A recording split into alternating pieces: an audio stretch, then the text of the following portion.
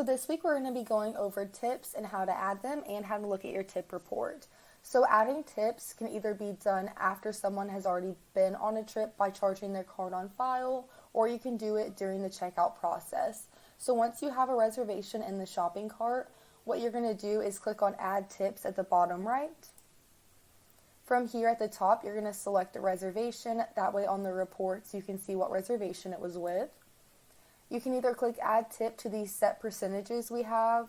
You can make your own percentage, so this way you can do 25%, or you can do a custom tip amount. So if someone wants to do just $50, you would just type it in there and click Add Tip. You will be able to see their tip, whether it is a percentage or a fixed amount, right here under Merchandise.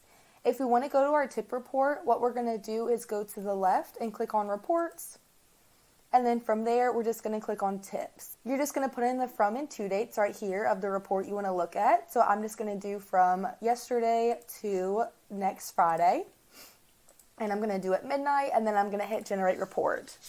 As you can see right here, it's going to let you know how many tips in total you have and how many number of reservations you've had. If I click See 9 events next to parasailing, it's going to break down everything for each reservation. You can also see the day and time that they went it. That way you can look at the reservations. It's going to tell you what they purchased and what tip they left. If I go to the jet ski dolphin tour, I'm going to do the exact same thing.